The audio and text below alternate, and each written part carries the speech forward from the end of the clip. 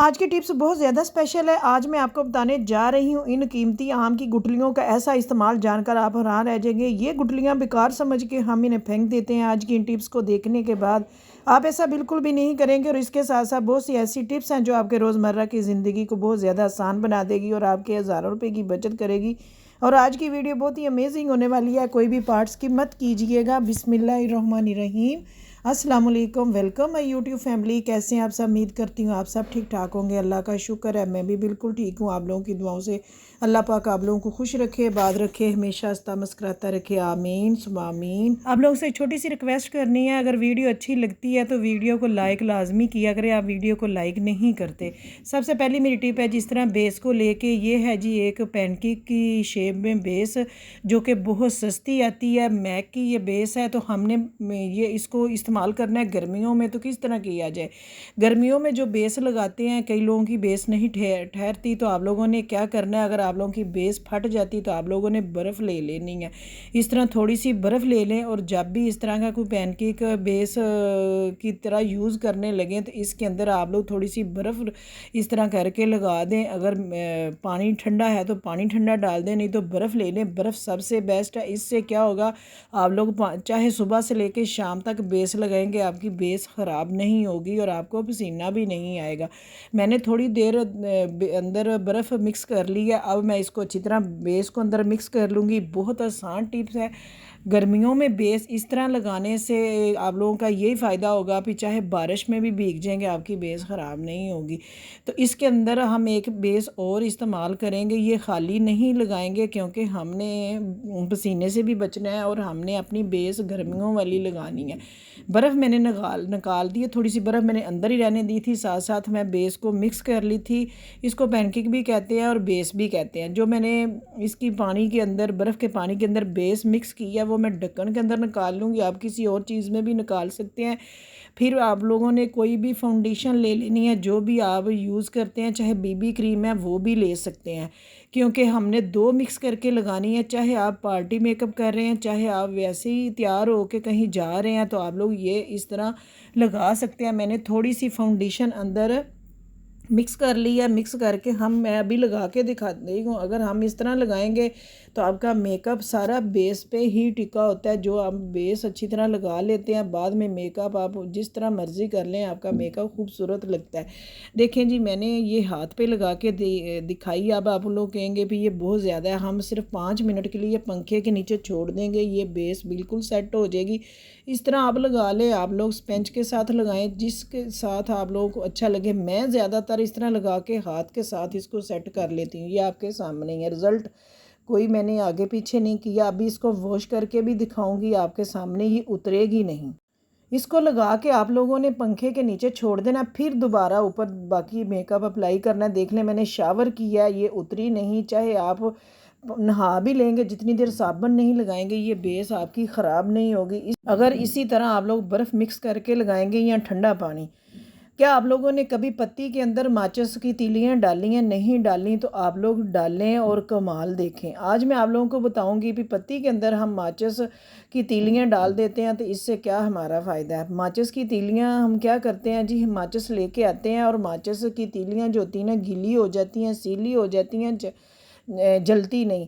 हबस के दिन है, बारिशों के दिन है, इस तरह हम माचिस की तीलियां जलाएं तो कभी भी नहीं जलती, कभी जल जाती है। तो हम बड़े परेशान होते हैं। कभी कभार क्या होता है, घर में कोई भी नहीं होता, फिर परेशानी बनती है, अभी अब हम चूल्हा कैसे जलाएं।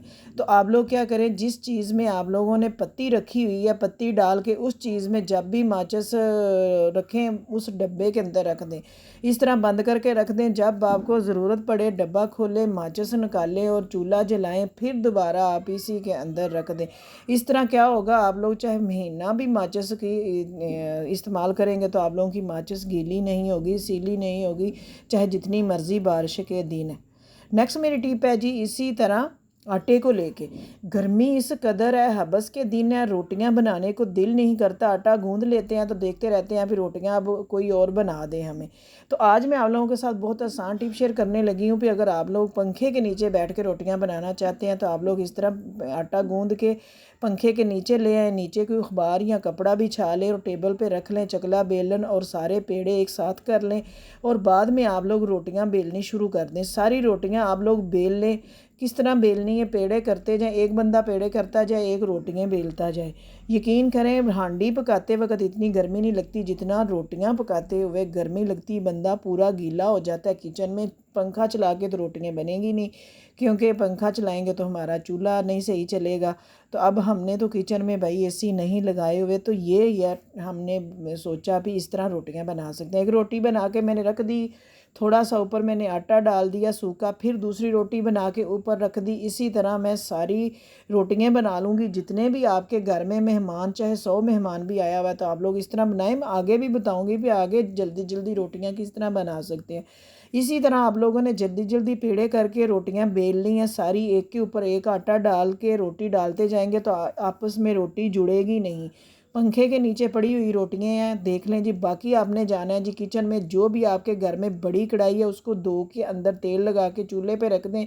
एक साथ 3 3 4 4 रोटियां डालते जाएं तो आपकी रोटियां 5 मिनट में सारी पक जाएंगी, इस तरह जिस तरह मैंने पका ली हैं।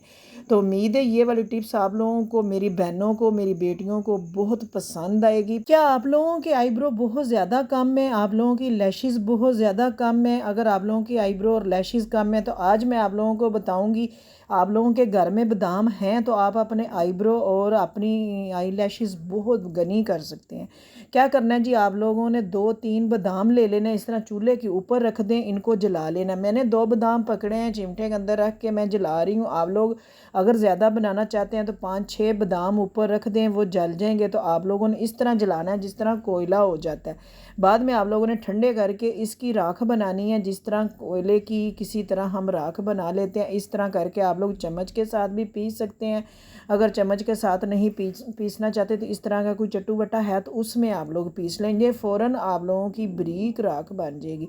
इस तरह हमने बना लेनी है। बना के आप लोगों ने क्या करना है जी, इसके अंदर ईवियान का यानी कि विटामिन ई का एक कैप्सूल डाल देना है। आप लोगों को पता है ये हमारे बालों के लिए बहुत ही फ़ायदेमंद है। फिर आप लोगों ने लेना है जी कैस्ट्रा ऑयल। आप लोगों ने सुना होगा ये बालों को कितना घना और लंबा करता है। आप लोगों ने थोड़ा सा बीच में ये मिक्स कर देना है। अगर आपके पास ये नहीं है, कैस्ट्रा ऑयल नहीं है, तो आप लोग नारियल का तेल भी मिक्स कर सकते हैं। बाद में आप लोगों ने ले लेना है जी कॉटन बड्स। आप लोगों ने कॉटन बड्स लेके डेली आप लोगों ने अपनी आईब्रो के ऊपर आपने वो जो मस्कारा लगाने वाला होता है उसके साथ अपनी लैशेज़ पे अपने अपने आईब्रो पे इस तरह लगा देना है। 1 घंटे के लिए लगे रहने देना है। इंशाल्लाह आप लोग एक हफ्ता करके देखिएगा, आप लोगों को रिज़ल्ट का फ़ौरन पता चलेगा। लगाने का तरीका यही है कि आप लोगों ने कॉटन बड्स ले लेना है और ये जो आप लोगों ने रेमेडी बना के एक डिब्बी में डाल के रख लेनी है और इसी तरह आप लोगों ने डेली लगानी है। आप लोगों ने 1 हफ्ता मुसलसल लगानी है, 1 महीना लगा के देखें आपके इतने घने आईब्रो हो जाएंगे और लैशेज़ इतनी घनी हो जाएगी आपको आर्टिफिशियल लैशेज़ लगवाने की ज़रूरत ही नहीं पड़ेगी। ये आप लोग इस तरह बना के रख लेंगे। क्या आप लोगों ने कभी नील के अंदर नमक डाला है? नहीं डाला तो आप लोग डालें और फिर कमाल देखें। हमने क्या करना है जी, पानी के अंदर 2 डिस्प्रिन डाल देनी है। पानी मैंने ले लिया एक टब में जिसमें मैं कपड़े वॉश करती हूँ। इसमें मैंने 2 डिस्प्रिन डाल ली हैं क्योंकि बारिशों का सीज़न है। वाइट कपड़े पहन के अक्सर बाहर गए होते हैं घर वाले और जब आते हैं उनके ऊपर बारिश हो जाती है। थोड़ी सी हमने सरफ़ डाल लेनी है। सरफ़ डाल के दोनों चीज़ों को मिक्स कर लेना। अगर इस तरह के सफ़ेद कपड़े आपके बारिश में भीग गए हैं तो आप लोगों ने इस तरह डिप करके रख देने हैं, क्योंकि बारिश में भीगने की वजह से हमारे कपड़ों का कलर चेंज हो सकता है, येलो येलो हो सकता है। तो आप लोग इस तरह करके फ़ौरन पैनाडोल या डिस्प्रिन गोली डाल के बीच में सर्फ डाल के डिप करके रख देंगे तो आपके कपड़े का कलर कभी चेंज नहीं होगा। आपके कपड़े माशाल्लाह वाइट ही रहेंगे। मैंने सारे घर की जो बनैने पड़ी थी धोने वाली वो मैंने डिप करके रख दी थी, क्योंकि मैंने दिखाना था आप लोगों को भी इस तरह आप लोग अपने वाइट कपड़ों को किस तरह धो सकते हैं। अगर आपके वाइट कपड़ों की चमक ख़त्म होगी तो आप लोग इस तरह कर सकते हैं। फिर बाद में आप लोगों ने अगर इनको नील लगाना है तो नील लगाते हैं तो उनके भी निशान पड़ जाते हैं। वाइट वाइट और नीले नीले दो कलर की लगते हैं वाइट कपड़े। जब भी आप लोग अपने वाइट कपड़ों को नील लगाएं, बीच में 1 चम्मच नमक का डाल दें, फिर आप लोग वाइट कपड़ों को नील लगाएं। आपके बच्चों के चाहे यूनिफॉर्म है चाहे वाइट कपड़े हैं, कभी भी उनको डब नहीं पड़ेंगे, एक कलर का ही नील लगेगा। और आप लोगों ने क्या करना है, अगर आप लोगों को ये मेरी टिप्स अच्छी लगे तो आप लोगों ने जाते जाते लाइक लाजमी करना है और कमेंट में बताना है कि आप लोगों को ये मेरी टिप्स कैसी लगी है। जल्दी जल्दी ये वाला ज़रूर जवाब दीजिएगा। इसी तरह जी हम कपड़े तो वॉश कर लेते हैं। आजकल हबस के दिन है और बारिशों का मौसम है, तो आप हमारे घरों में इस तरह का स्टैंड नहीं है, तो हम क्या करें जी, कपड़े बार बार धो के डालने पड़ते हैं। तो इस तरह की कुर्सियाँ आपके घर में हैं तो वो ले ले। आप लोगों ने इस तरह की कुर्सियाँ 2 ले लेनी है। और कोई भी आपके पास रस्सी पड़ी हुई है, नहीं तो कोई पुरानी बेडशीट पड़ी हुई है तो उसकी टाकी आप इस तरह उतार लें, जिस तरह मैंने फाड़ के उतार ली है। तो आप लोग इस तरह चेयर रख लें, गिराज में रख लें, चाहे कोई टीवी लाउंज को खुला जहाँ पे आप लोगों को महसूस हो रहा है, नहीं तो कमरे में जगह है तो वहाँ पे रख लें। जितने भी आपके कपड़े हैं, कितने कपड़े आ जाएंगे, तो आप लोग इस तरह दोनों चेयर को बांध दें, एक एक करके 2-3 रस्सियाँ आप साथ बांध सकते हैं। इस तरह 2-3 रस्सियाँ बांध के आप लोग ऊपर अपने जितने मर्ज़ी कपड़े स्पिन किए हैं चाहे वैसे हैं आप लोग डाल सकते हैं, क्योंकि पंखे चल रहे होते हैं और पंखों के नीचे ही कपड़े सूख जाते हैं। आजकल यही मौसम बना हुआ है, कपड़े धो के डाल के आते हैं छत पे और बारिश आ जाती है, फिर उतार के लेके आते हैं, फिर थोड़ी देर बाद रुक जाती है, डाल के आते हैं, फिर बारिश हो जाती है। तो आप लोगों को इस तरह का मसला बन जाए तो आप लोग इस तरह किया करें, इस तरह रस्सियाँ बांध के। आप लोग 2 कुर्सियों की ज़रूरत है सिर्फ, तो आप लोग इतने सारे कपड़े डाल सकते हैं। आप लोगों को ऊपर नीचे जाने की ज़रूरत नहीं पड़ेगी। तो देख ले, मैंने गिराज में ही रख ली है, जहाँ पे मैंने वॉश किए हैं कपड़े, स्पिन भी नहीं की है, वहाँ भी मैंने डाल देने हैं। हवा चल रही है पंखे की और आधे घंटे बाद ये खुद ही सूख जाएंगे पंखे की हवा से, बारिश से बच जाएंगे। अगर ये नहीं करना चाहते तो मैं आप लोगों को और भी बताती हूँ कि आपके घर में कुर्सियाँ नहीं तो चारपाई तो है ना, हर घर में चारपाई होती है, आप चारपाई ले लें। इस तरह गिराज में, टीवी लाउंज में, कमरे में, कहीं पे भी आप एक साइड पे खड़ी कर दें, आप लोगों की ज़्यादा जगह भी नहीं लेगी। और आप लोगों ने इस तरह रस्सियाँ ले लेनी है। और इसी तरह जो वो चारपाई के पाए होते हैं ना, उनके साथ आप लोग 3 4 5 रस्सियाँ बांध दें, जितनी भी आप बांध सकती हैं। आप इतनी रस्सियाँ बांध दें, आपके ढेरों ढेर कपड़े सूख जाएंगे और आप अपने कपड़े सुखाने वाला स्टैंड खुद घर में बना सकते हैं। क्यों इसी तरह बारिशों के दिनों में हमें इस स्टैंड की बहुत ज़रूरत होती है। अभी हम कपड़े धोएं और कपड़े कहाँ पे डालें, जिनके छोटे छोटे बच्चे हैं उनके लिए तो बहुत ज़्यादा मसला बनता है कि कपड़े कहाँ डालें, क्योंकि कपड़े बच्चे बहुत गंदे करते हैं। तो आप लोग इस तरह कर लिया करें, 2-3 रस्सियाँ बांध लें चारपाई के साथ और इस तरह अपने बच्चों के कपड़े धो धो के डालते जाएँ। जिस कमरे में बैठे हैं उसी को एक साइड पे चारपाई खड़ी कर दें, ताकि पंखा ऊपर चल रहा होता है और कपड़े साथ साथ सूखते जाएँ और उतारते जाएँ। यकीन कर, पंखे के नीचे हम आप इस तरह कपड़े डालेंगे तो 15-20 मिनट के बाद कपड़े खुद ही सूख जाते हैं, क्योंकि हर घर में माशाल्लाह स्पिनर होता है। स्पिनर करके डालने पड़ते ही हैं, गर्मी हो चाहे सर्दी हो। तो ये देख लें, आपके सामने ही है, मैंने भी कितने सारे ढेरों कपड़े धोए हैं और धो के मैं नीचे डाल रही हूँ, क्योंकि बाहर तो बारिश हो रही है। तो ये वाला मैंने सोचा भी आप लोगों के साथ भी शेयर कर दूँ, आप भी इसी तरह कर लें और आपके भी कपड़े ढेरों ढेर घर में नीचे ही सूख जाएँ, आपको ऊपर नीचे जाने की ज़रूरत ना पड़े। और जिनके बच्चे छोटे हैं उनके लिए भी ये मसला उनका भी आसान हो जाए। ये देख लें जी, माशाल्लाह साथ मैंने पंखा चलाया हुआ है, पंखा चल रहा है, हम खुद भी हवा ले रहे हैं और कपड़े भी हवा ले रहे हैं। तो उम्मीद है ये वाली मेरी टिप्स आप लोगों को ज़रूर आज पसंद आई होगी। पसंद आई तो आप लोगों ने क्या करना है, वीडियो को लाइक करनी है, चैनल को सब्सक्राइब करना है और बेल आइकन का बटन लाजमी प्रेस कर देना, ताकि मेरी न्यू वीडियो आप तक पहुंच सके। इसी तरह जी साबुन ले लेना है जी, हमने साबुन को ग्रेट करना है। इस तरह का ग्रेटर ले लें, कोई भी आपके घर में पड़ा हुआ है, कोई भी साबुन पड़ा हुआ है, बेकार पड़ा हुआ है तो वो ले लें, नहीं है तो इस तरह मेरी तरह नया ले लें। और साबुन को थोड़ा सा आप लोगों ने इस तरह ग्रेट कर लेना है, क्योंकि हबस के दिन है। ये भी मैंने इसी मसले के लिए कर रही हूँ कि आप लोगों को साबुन ग्रेट करके मैं एक ऐसी टिप्स बताती हूँ कि आप लोग क्या ही याद करेंगे। इस तरह थोड़ा सा ही साबुन हमने ग्रेट करना है तो कितना सारा बन जाना है। और देखें कितना खूबसूरत लग रहा है, जब मैं साबुन ग्रेट कर रही हूँ तो इतने प्यारा है जैसे चावल गिर रहे हैं नीचे। तो माशाल्लाह इसी तरह जी मैंने ग्रेट कर लिया साबुन और आपके साथ भी शेयर कर दिया। आप भी जल्दी जल्दी कर लें, कुछ छोटे छोटे पीस पड़े हैं तो वही ले लें। इस तरह करके जी मैंने साबुन तो कर लिया। अब इसके अंदर डालना है जी 1 चम्मच मीठा सोडा और 1 ले लेना मैंने मास्क।